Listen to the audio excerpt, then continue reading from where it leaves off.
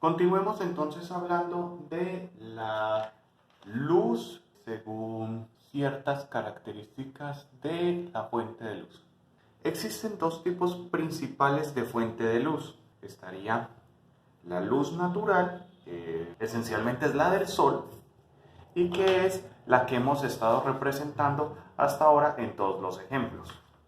La luz natural se representa con un ki,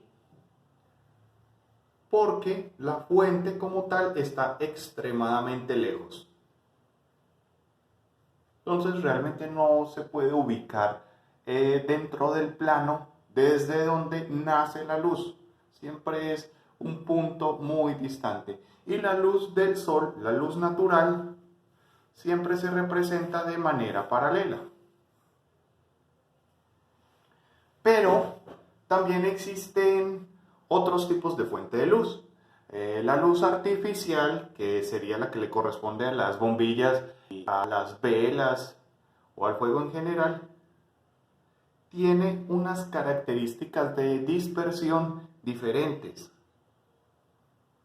Cuando vamos a hacer una fuente de luz artificial, podemos ubicar la fuente de luz en el plano. ¿Ok? Hace no mucho habíamos hablado de que todas las fuentes de luz en realidad son radiales. Pero acá la estamos representando paralela. ¿De acuerdo? Esta se representa paralela, esta se representa radial.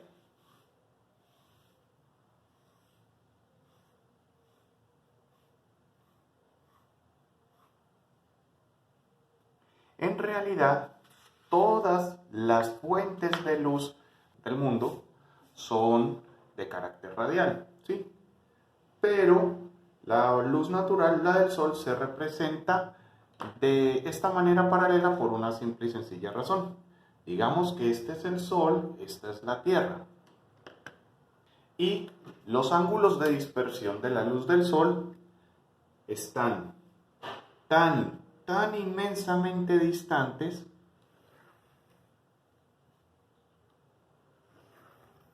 que aunque sean radiales, el ángulo con el que llegan a la Tierra es extremadamente semejante. Las diferencias de ángulo son mínimas, increíblemente difíciles de medir. Sí hay diferencias de ángulo, sí, porque el Sol también es una fuente radial. Pero a nuestra escala, la diferencia de ángulo es minúscula, totalmente imperceptible, totalmente inmedible. Y es por esta razón que aunque la luz natural provenga de una fuente que dispersa la luz de manera radial, a nosotros no nos llega el ángulo suficiente para representar esa radialidad. Entonces nos vemos en consecuencia en la necesidad de representar la luz natural como líneas paralelas, ¿sí? Entonces, por eso, en este ejercicio lo representamos con una incidencia paralela en todos los haces de luz. En este también. Siempre que vayamos a trabajar con una luz natural, vamos a representarla paralela. Y siempre que vayamos a trabajar con una luz artificial, vamos a representarla radial. En el fondo, todas las fuentes de luz son radiales. Pero para este caso, se representan, no es que sean, se representan las naturales paralelas y las artificiales se representan radiales. ¿Listo? Ahora, esta fuente de luz radial no me está ofreciendo aún una información clara sobre la dirección tridimensional. Se le hace un anclaje a la superficie. Se puede imaginar que esta fuente de luz viene hasta acá en el plano. Como esta fuente de luz va a estar más atrás que los objetos que voy a dibujar, las sombras de estos objetos se proyectarán hacia adelante. Ahora, voy a dibujar unos cilindros y los voy a iluminar según estas fuentes de luz. Voy a hacer que este aquí mejor sea de atrás hacia adelante para hacer los dos tipos de fuente de luz, natural y artificial, de atrás hacia adelante, y que no sea siempre este mismo ejercicio de acá.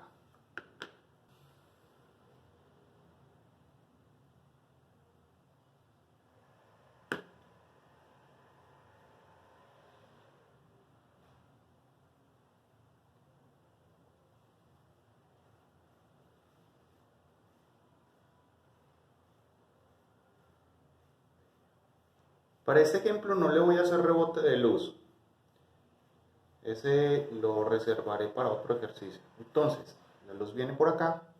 Se genera un golpe de oscuridad en esta zona. Es un dark side continuo. Bastante fuerte. En los 3 cilindros de igual manera.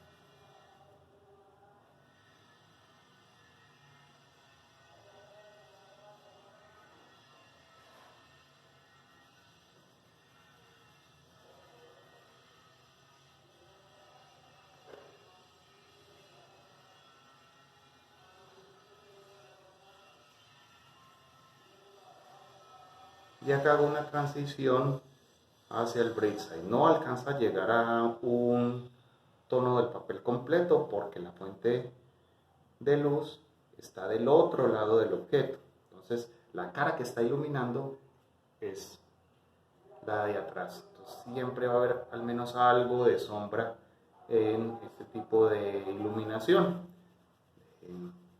Es principalmente un extenso dark side con un poco de degradado que no alcanza a llegar al bright side completo.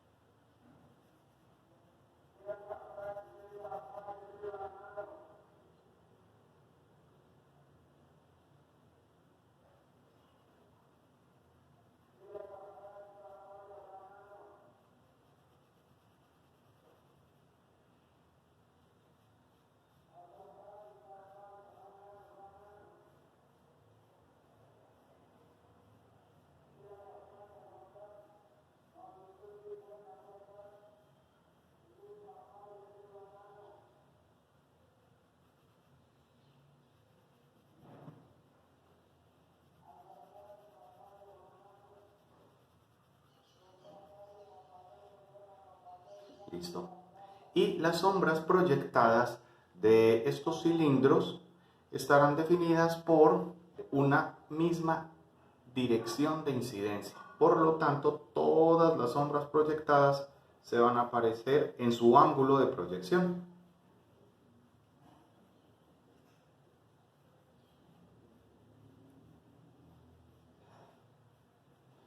Acá no están exactamente iguales porque también le quiero implicar un poco de perspectiva. Entonces se abren ligeramente para representar la perspectiva, pero en realidad responden la perspectiva de la superficie plana, pero en realidad responden a una proyección paralela de cada una de las zonas.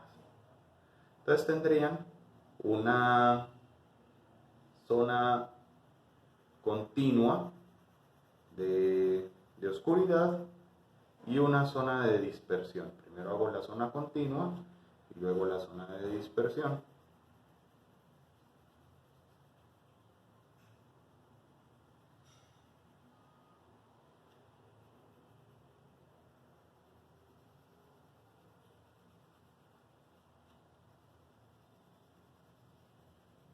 Un poquito de que nombramos la otra vez como oclusión, que es un punto de oscuridad máximo cercano al punto de contacto del objeto con la superficie. Y luego disperso un poquito la sombra, queda más dispersa mientras más distante el objeto esté.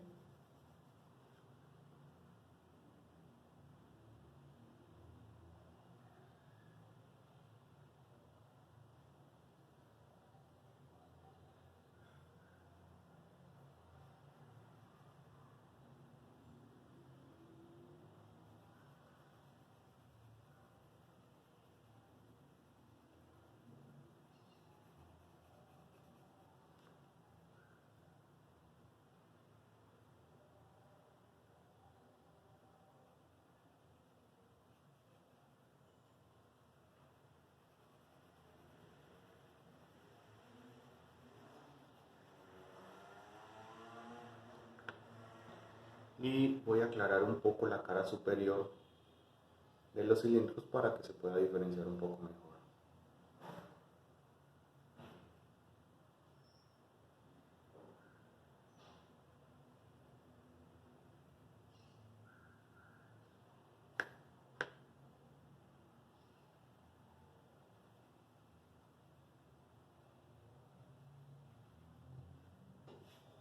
¿De acuerdo? Ahora, este tipo de iluminación responde a una incidencia de la luz paralela que le corresponde únicamente a lo que se llama en representación luz natural, que es simple y sencillamente la luz del sol. Y esta va a ser con iluminación de una fuente de luz artificial. Entonces, es diferente para cada objeto. Cada sombra se va a proyectar de manera diferente. Entonces, acá está la fuente de luz que genera unos ángulos. Y acá está la parte donde se encontraría tridimensionalmente. Entonces hago una radialidad desde acá para saber qué tan largas son las sombras y hago una radialidad desde acá para saber en qué dirección se van a estirar esas sombras. Entonces radialidad de acá, me corta esta por acá, queda definida, radialidad de esta, se sale un poco del plano, es bastante larga, y esta se estira en esta dirección y es muy larga para entrar dentro del plano. Listo. El dark side de este cilindro se encontraría principalmente acá, casi de cara al observador.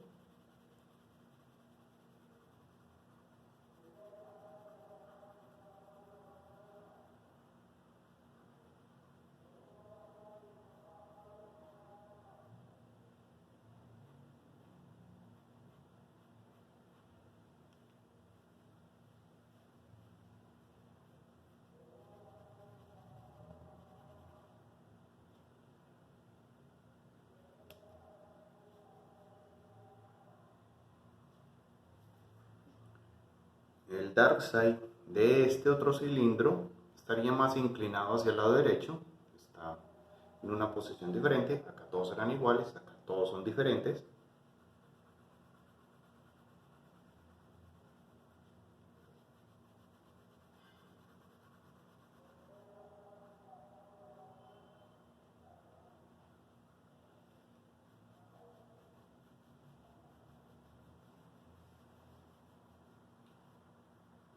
Luego hago una zona de transición, no alcanza a llegar a un bridge completo porque la fuente de luz está del otro lado.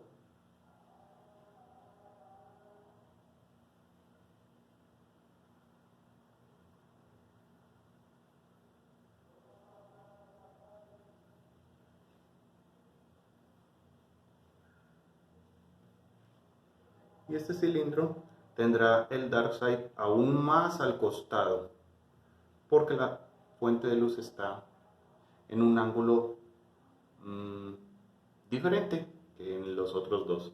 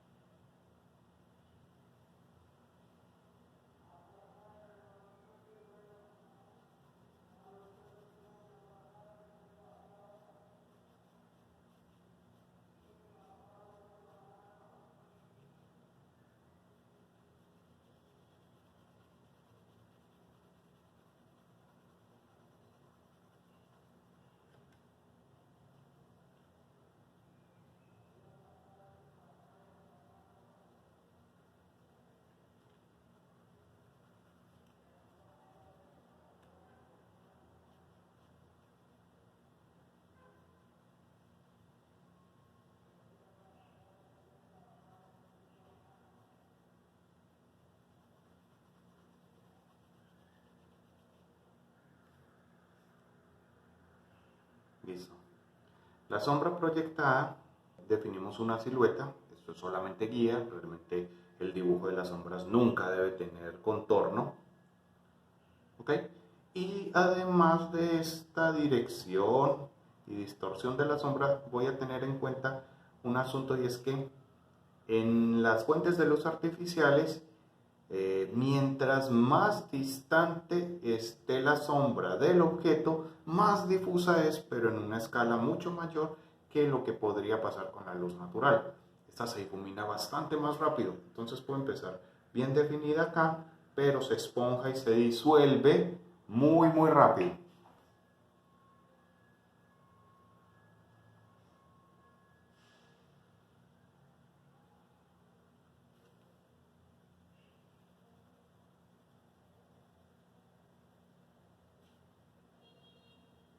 Vamos a desenfocarla. Como hay un contorno rojo de guía, pues va a ser más difícil visualizar ese desenfoque, pero debo tratar de tenerlo presente cuando estoy haciendo representación de sombras que provengan de una fuente de luz artificial.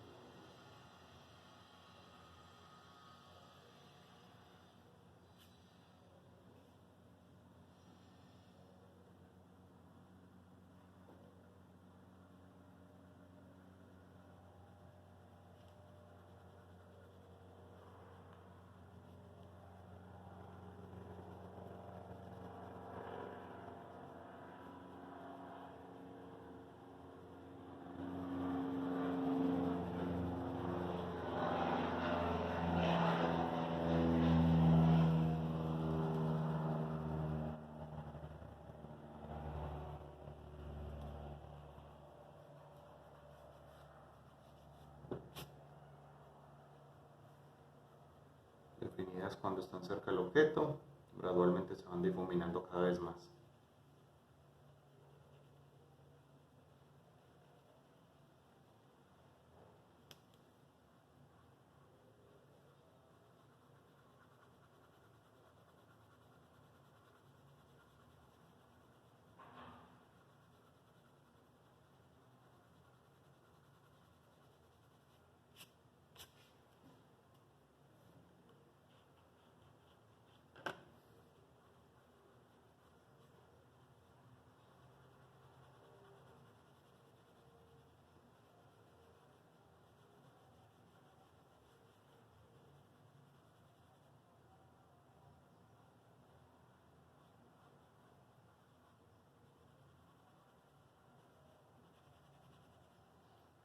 Y le voy a aclarar un poco las caras superiores a los cilindros para que sean más legibles en este espacio.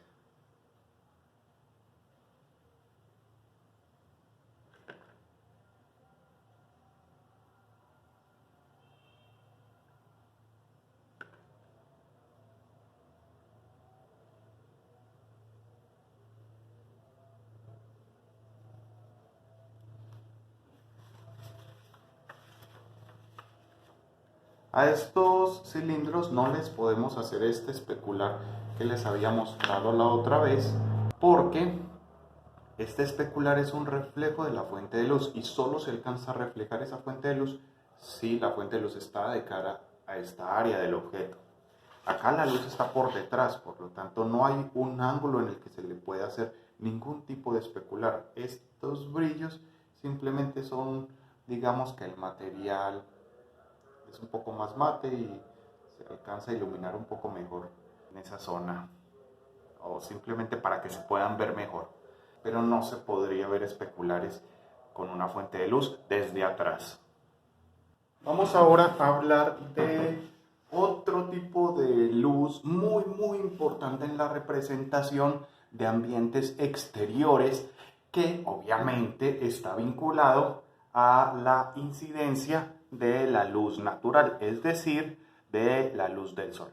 Esta luz se llama skylight y, como su nombre lo indica, es la luz del cielo, que es diferente a la luz del sol. Entonces, les explicaré acá con un pequeño ejemplo.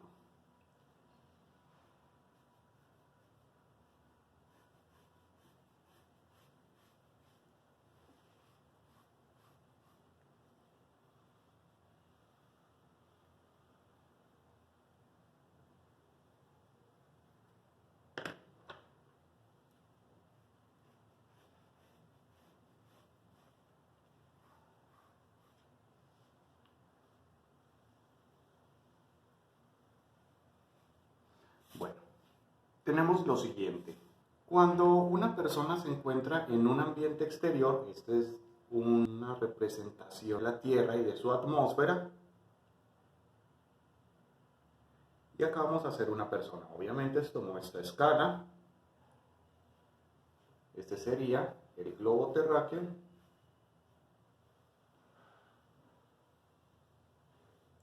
Y este sería la atmósfera. Entonces, tenemos por acá el Sol.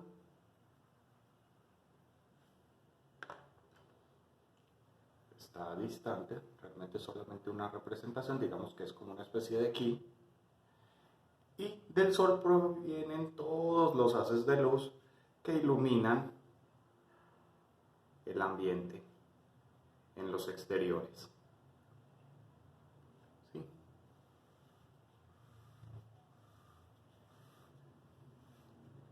Esta luz, esta incidencia de luz, es la que hasta ahora hemos llamado luz natural y hemos estado representando en todos los ejercicios. Esta luz tiene una fuente directa, clara, que genera una sombra más o menos bien definida, un poquito desenfocada, y esta luz es de tipo spotlight, un spotlight gigante. Pero a la vez también hay otra luz. Cuando la luz del sol interactúa con la atmósfera, se refracta y llena el cielo. Les explicaré cómo se da esta refracción. Esto se llama dispersión de Rayleigh.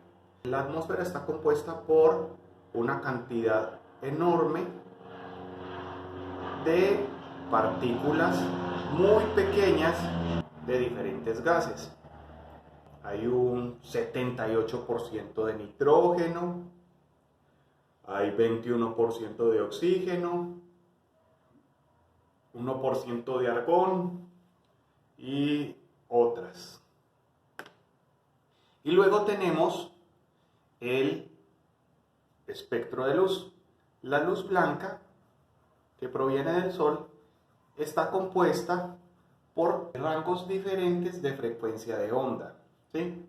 No sé si alguna vez hayan hecho el experimento de pasar un rayo blanco de luz por un prisma.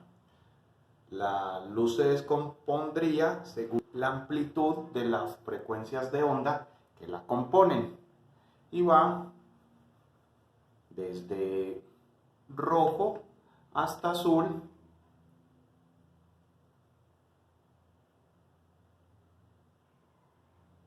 pasando por el verde.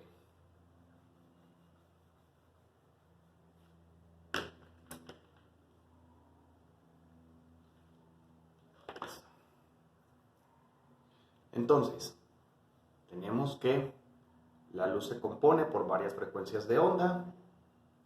El rango visible está entre las ondas que están entre los 380, que sería la más pequeña, la del azul, y los 780, que es la más amplia, que es la del rojo.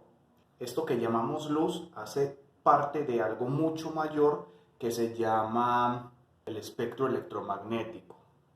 Y dentro del espectro electromagnético hay frecuencias de onda mucho más pequeñas que la del azul, que se llaman ultravioleta, y mucho más grandes que las del rojo, que se llaman infrarrojo. Simplemente que estamos delimitando toda esta definición de la luz y del color única y exclusivamente a lo que podemos ver. Entonces, la luz blanca, lo que conocemos como luz, que es un pequeño segmento del espectro electromagnético, va entre los 780 a los 380 nanómetros de frecuencia de onda, ¿cierto?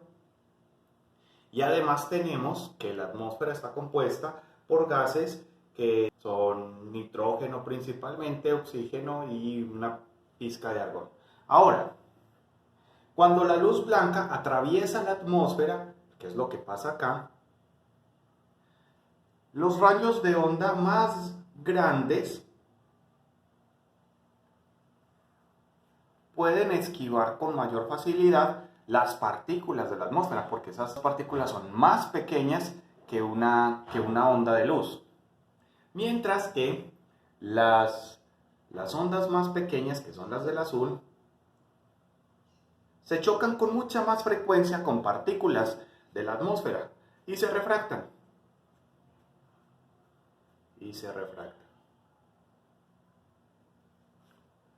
Es por eso que cuando la luz atraviesa la atmósfera se tiñe de este color en particular. El cielo es azul por un balance de lo que la atmósfera deja pasar y lo que bloquea. Tiene mucha más interacción con el azul, puede dispersarse el azul en toda la atmósfera y es lo que le da el color azul característico al cielo.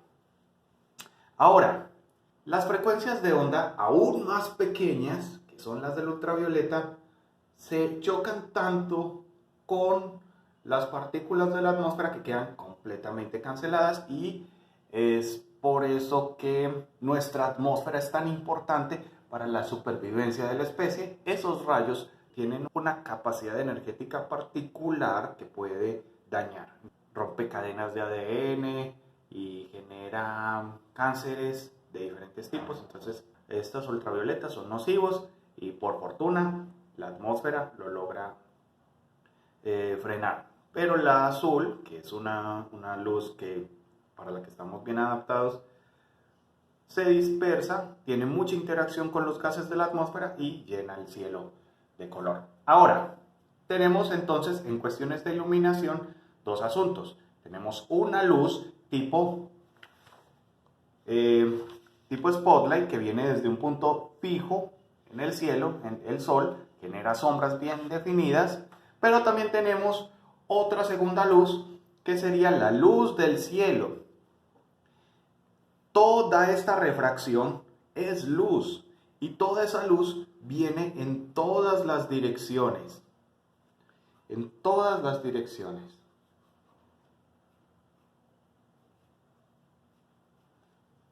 Esto se ve principalmente en días que no están muy nublados, porque de lo contrario, pues la incidencia de la luz va a estar muy afectada por el color de las nubes, no va a ser tan evidente que hay una luz azul permanente presente ahí, pero la hay.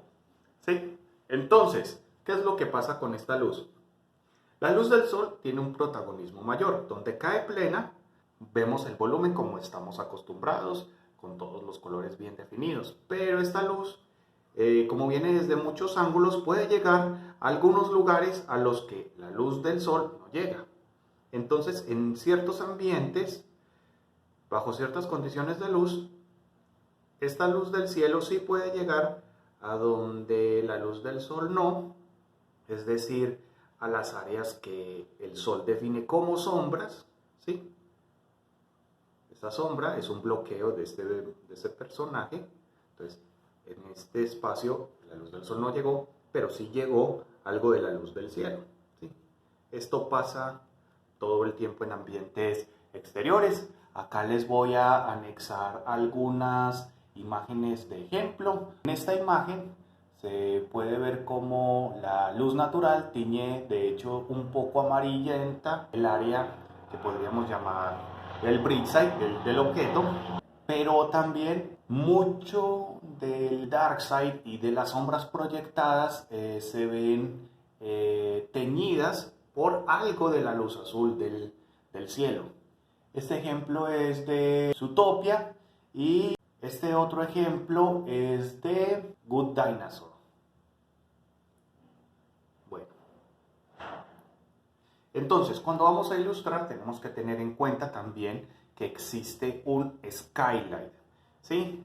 Entonces tenemos tres luces en interacción. Acá todavía no lo hemos representado, pero tenemos la luz natural, que sería la del sol, tenemos la luz de rebote y ahora le vamos a aplicar la del cielo en un minuto. Pero primero les terminaré de explicar algo más con respecto a este fenómeno de la atmósfera. Toda la atmósfera entonces tiene una coloración azul, pero no solamente se ve en el cielo, también se puede ver eso en las distancias.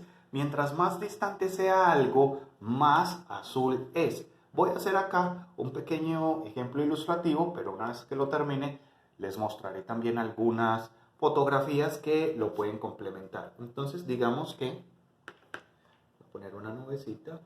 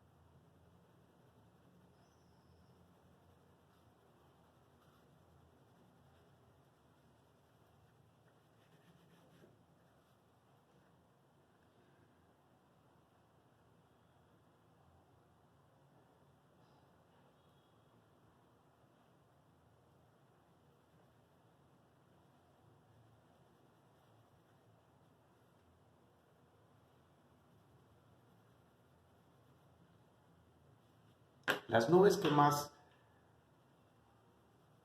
las montañas que más lejos están, se van a ver más azul. Y mientras más lejos estén, más azul se van a ver. Porque el azul está el azul forma parte de la refracción en toda la atmósfera. Y la atmósfera no solamente está arriba, la atmósfera es parte de todo lo que nos rodea, es el aire que respiramos, es el aire que está entre nosotros y las montañas distantes. Por eso se puede ver las nubes, las montañas a la distancia más azules.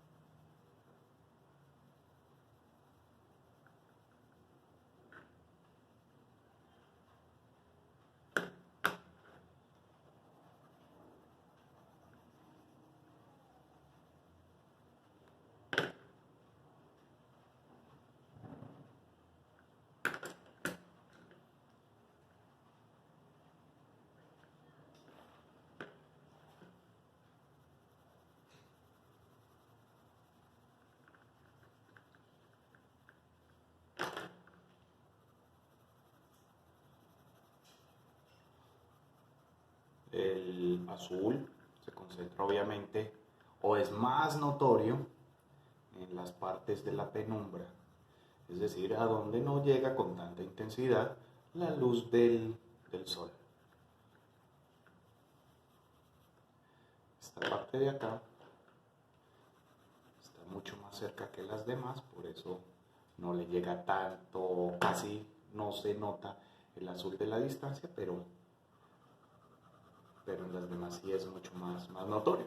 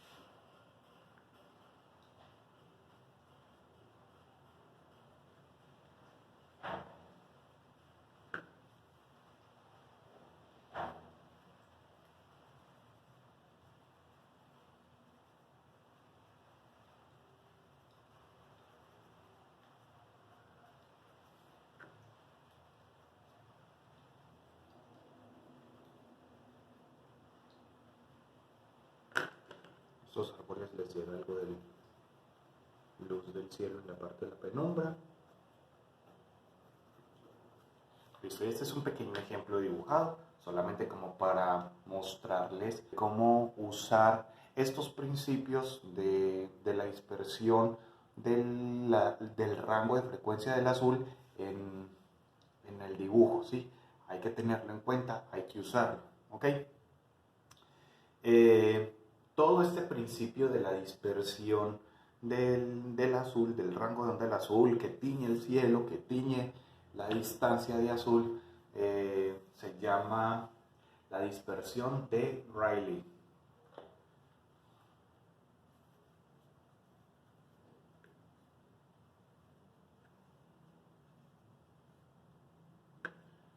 Listo. Bueno, y otro asunto muy importante es el siguiente. Este es el ángulo del sol en el día. En el día, esta es la distancia que tiene que recorrer el haz de luz para llegar al sujeto, ¿sí? Una distancia muy grande. Pero en el atardecer,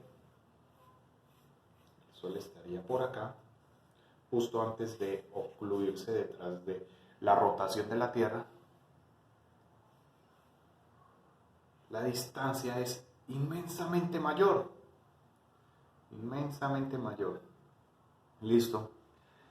Cuando esto se da, cuando la cantidad de atmósfera que tiene que recorrer el haz de luz es tan grande, se genera un fenómeno que es particularmente bello. Es el atardecer.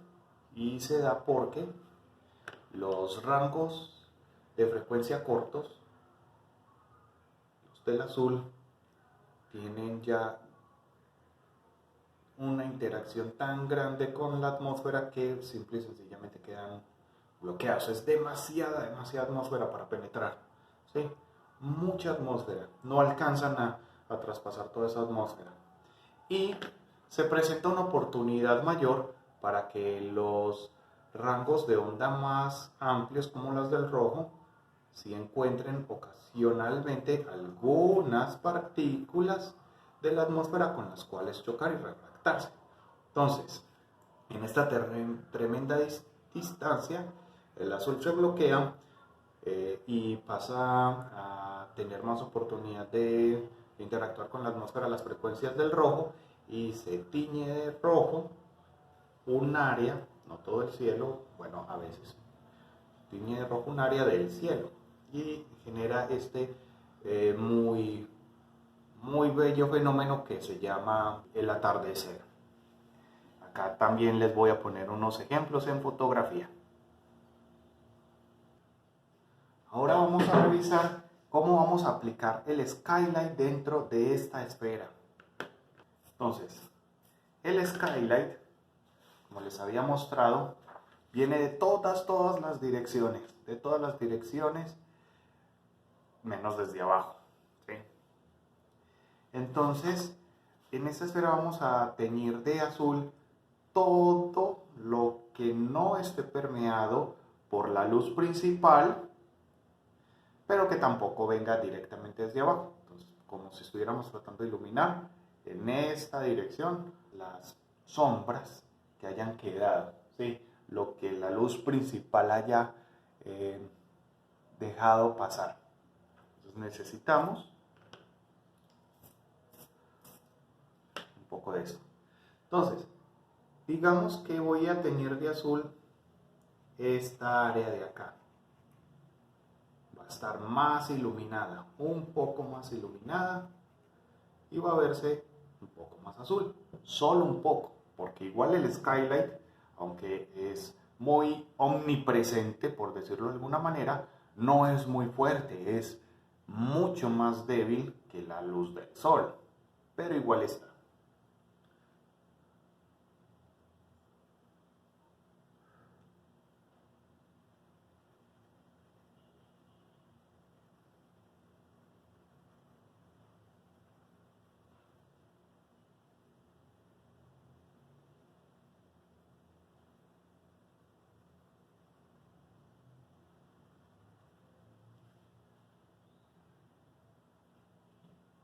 Voy reemplazando un poco algo de la luz, de la sombra, por algo de azul.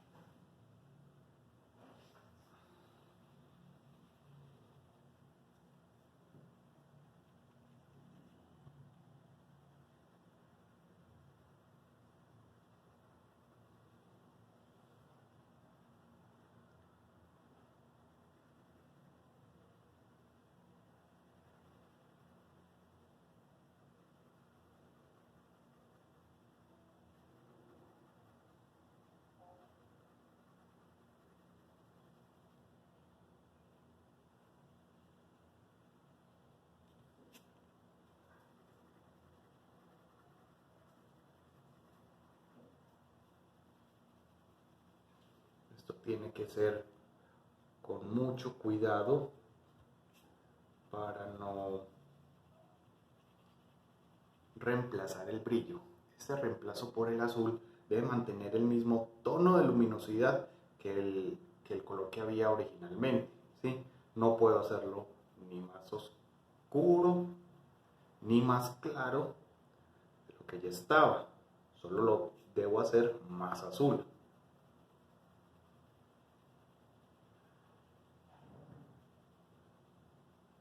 Bueno, de pronto un poco más claro porque igual estamos hablando de una luz, pero debe ser bastante discreto.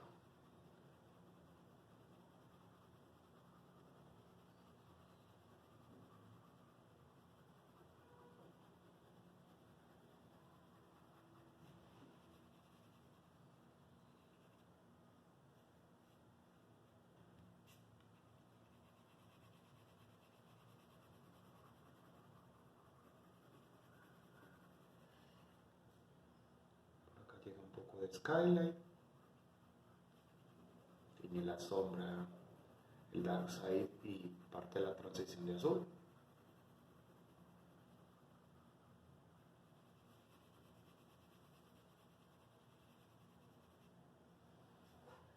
Y también A esta sombra proyectada le va a llegar bastante del azul del cielo. También la voy a teñir de azul.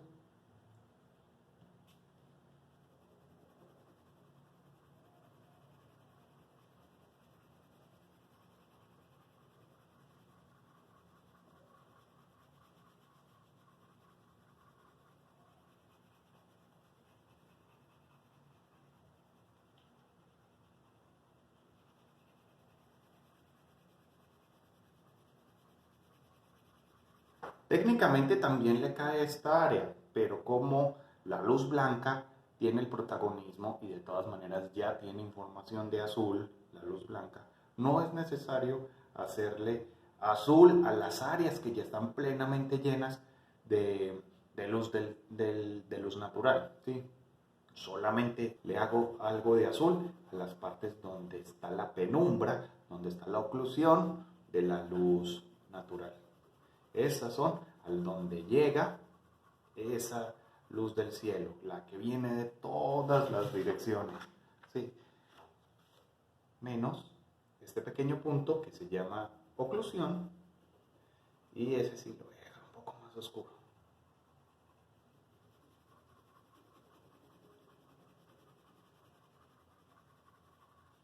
Listo.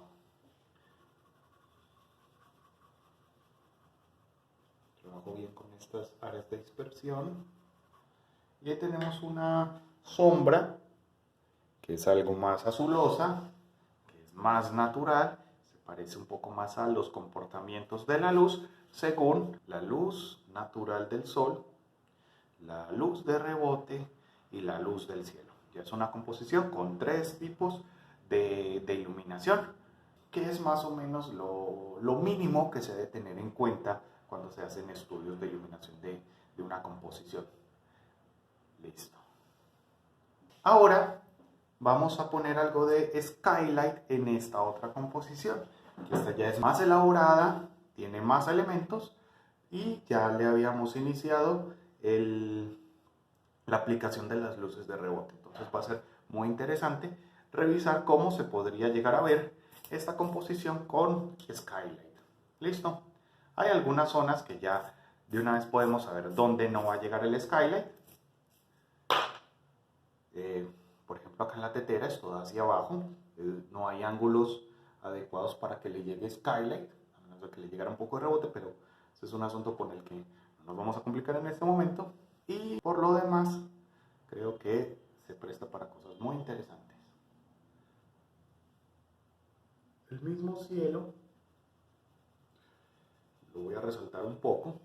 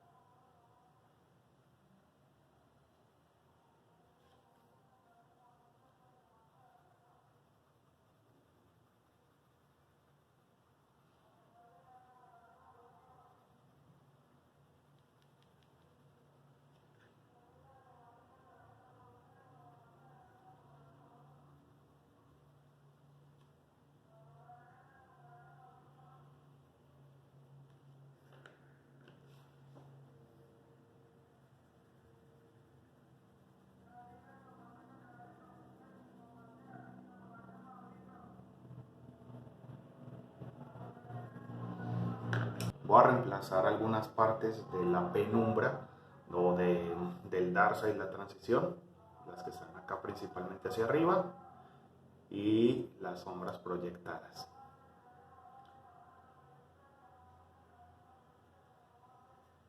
Borro un poco y reemplazo parte de esta sombra con azul, tratando de mantener más o menos el mismo brillo que ya había en el material antes. No debo hacerlo mucho más claro y definitivamente no debo hacerlo más oscuro.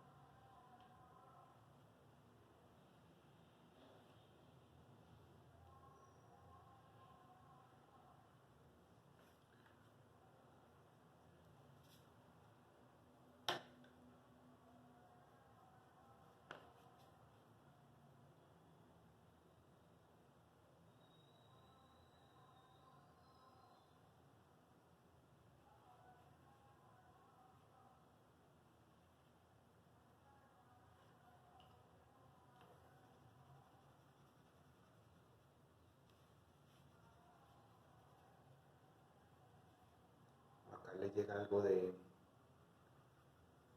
la luz del cielo, tiene un poco de azul esta área de la sombra proyectada, no tanta porque acá le llega algo también de luz de rebote del cubo. Entonces se matiza entre varios tonos.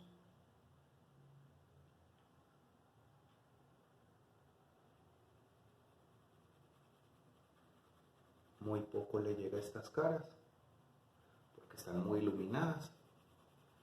Entonces este color realmente va a reemplazar principalmente tonos que están en la penumbra.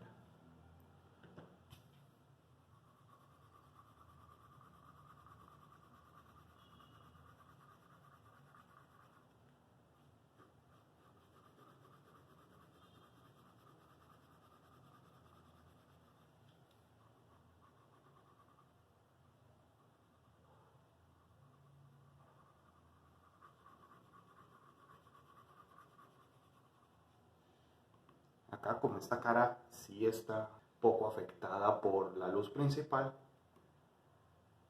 esta sí puede verse más la interacción con la luz del cielo. Se ve más azul, igual que a la sombra que proyecta. Hasta acá sí llega un poco más de la luz del cielo.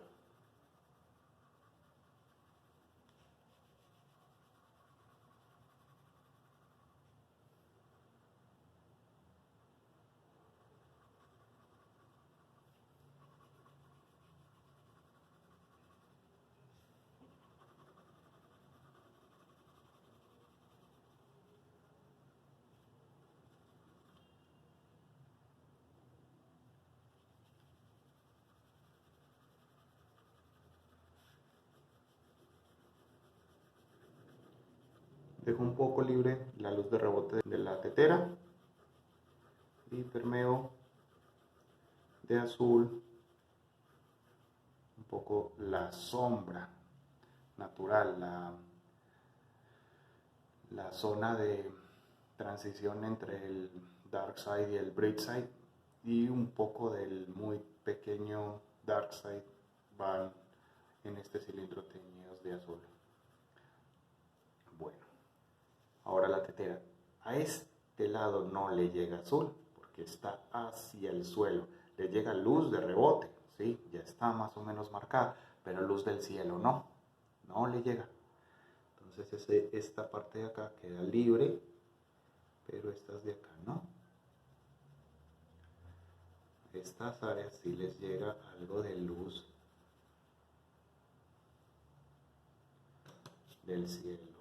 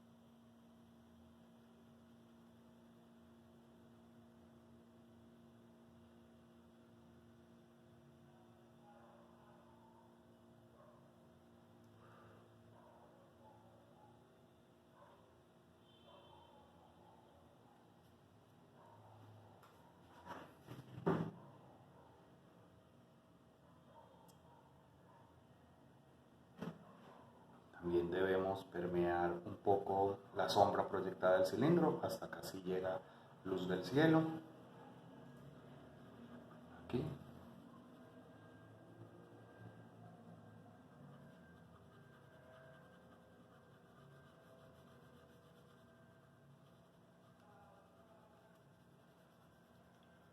Y por acá también un poco.